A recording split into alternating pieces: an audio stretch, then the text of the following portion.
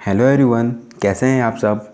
और आज सीखने वाले हैं आप लोग मल्टीप्लिकेशन यानी गुना के कुछ बेस्ट ट्रिक्स या कहें इम्पॉर्टेंट ट्रिक्स जिससे बड़े से बड़े गुना कुछ सेकंडों में कर पाएंगे।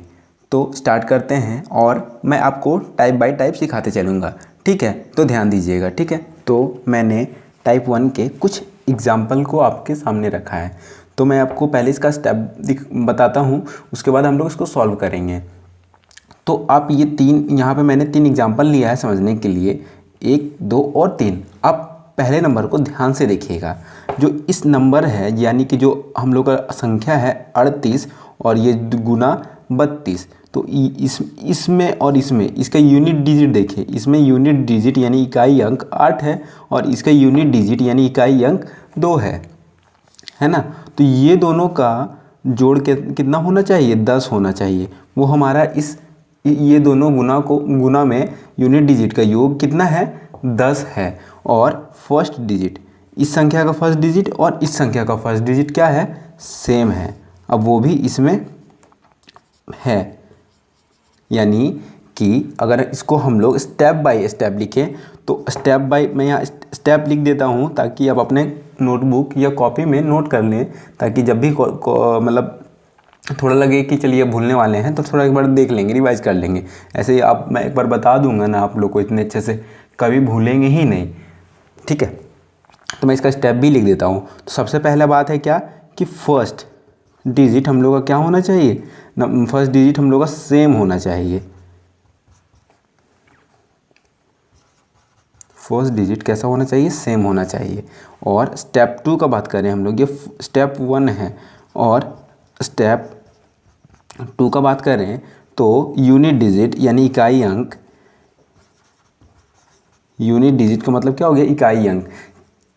यूनिट डिजिट का सम यानी जो यूनिट डिजिट का अंकों का योग कितना होना चाहिए? 10 होना चाहिए। तो यूनिट डिजिट सम कितना होना, सम यानी क्या होता है?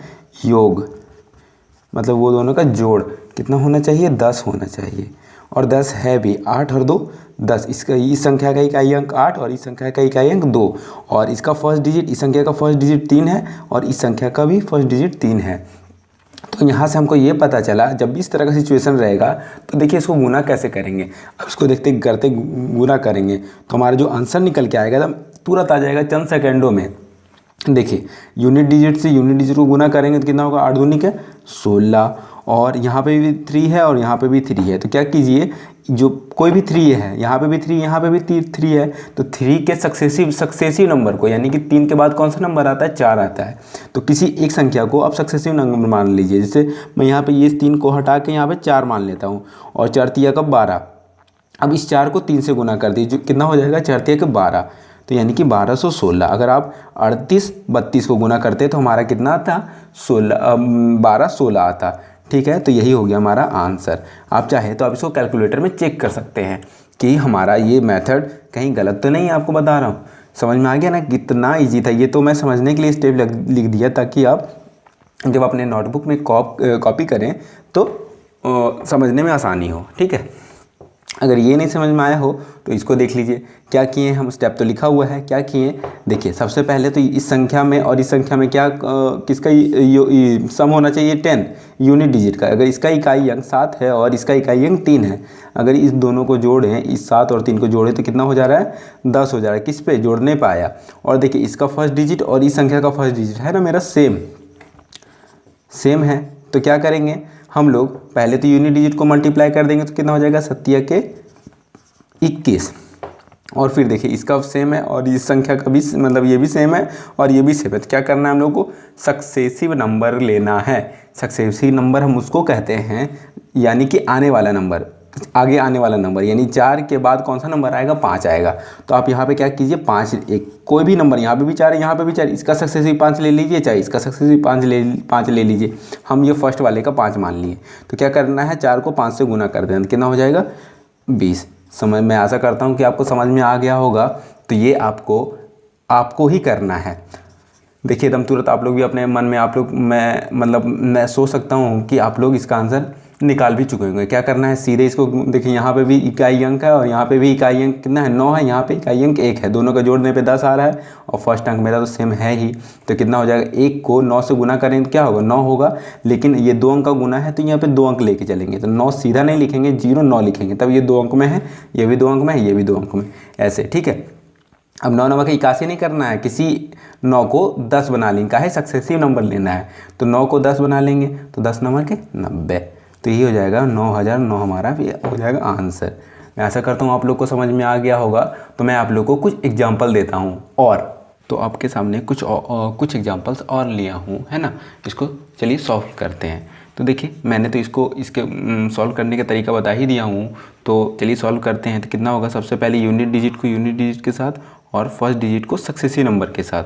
तो देखिए 7 के 21 हो गया, और यहाँ पे भी 2 है, यहाँ पे भी 2 है, किसी एक को आप सक्सेसिव नंबर ले लीजिए। 2 का क्या होता है, आगे 3 होता है, तो मैं यहाँ पे 3 मान लेता हूँ और 3 को इस 2 से गुना कर दूंगा, तो कितना हो जाएगा, 3 दूनी 6। जब सक्सेसिव नंबर ले लेंगे ना तो पिछले वाले नंबर को भूल जाएंगे, तो कितना हो जाएगा, 621 हो जाएगा। ठीक इसी तरह 5 5 25, अब यहाँ पे भी 5 है, यहाँ पे भी 5 है, किसी एक को सक्सेसिव नंबर लेना है, यानी कि किसी एक का सक्सेसिव नंबर ले लेना है, यानी आगे वाला नंबर। 5 के आगे वाला नंबर क्या होता है, 5 के बाद क्या आएगा, 6 आएगा, तो 6 गुना 5 यानी कि 30 हो जाएगा इसका फाइनल आंसर। ठीक, तो इसी तरह यहाँ पे देखेंगे 7 का कितना, 21, और यहाँ पे 7 के आगे 8, 8 7 56। समझ में आ रहा होगा ये आपको बहुत अच्छे से। ठीक है, मैं इसको यहाँ पे साफ से लिख देता हूँ, थोड़ा सा स्टिक हो गया होगा। कितना, 7 56 और ये मेरा 21। ठीक, अब देखिए ये मैंने यहाँ पे कुछ 3 डिजिट का भी कुछ सम एग्जाम्पल ले लिया आपके सामने।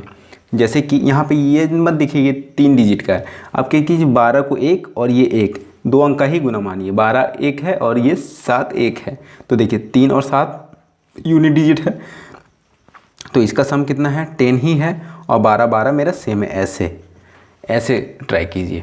तो देखिए 7 का कितना हो जाएगा, 21, 7 का 21 होगा, और 12 गुना 13, हाँ 12 गुना 13 करेंगे तो 12 गुना 13 हमारा कितना होगा हमारा 156, है ना, 156। कैसे किए, 12 को 13 से गुना करना है, तो क्या कीजिए 12 का स्क्वायर कीजिए, अगर पता है तो 12 का स्क्वायर कीजिए और 12 ऐड कर दीजिए। आप ऐसे भी कर सकते हैं, या तो फिर लिख के कर लीजिए, ज़्यादा बेहतर रहेगा, गलती होने का चांस नहीं रहेगा। मैं आपको वो भी बताऊंगा कि अभी उसको कैसे गुना किया जाता है।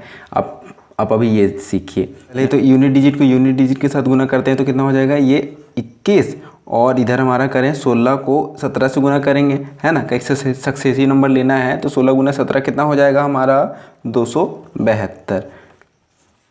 ठीक, तो ये हमारा आंसर हो गया कितना, 27,221। अब इसी तरह इसको गुना करते हैं, तो देखिए यहाँ पे भी यूनिट डिजिट से 7 और 3 है, तो टोटल यहाँ है कितना है, यहाँ पे 10 है। ये तो मैं समझने के लिए लिख रहा हूँ। मैं अब अगर आप समझ गए होंगे तो अब इसको वर्बली कर सकते हैं कि नहीं कर सकते हैं। 7 21, अब 20 को किससे गुना करना है, हाँ 21 से, तो 20 गुना 21 कितना होगा, 20 गुना 21, 21 दूनी 42 पे 0, यानी कि 42 पे 0 यानी कि 420। ठीक है, यानी कि 420 यानी कि 42,021 इसका आना है। ठीक, अगर यहाँ पे देखें हम लोग तो यूनिट डिजिट कितना होना चाहिए, यूनिट डिजिट का टोटल 10 होना चाहिए।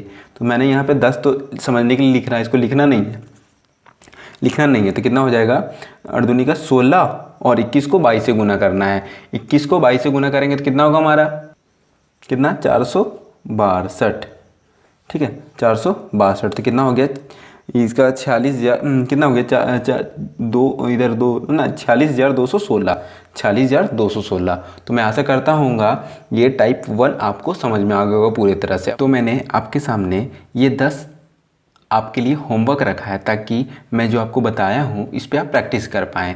तो आप इसको प्रैक्टिस कीजिएगा, ठीक है।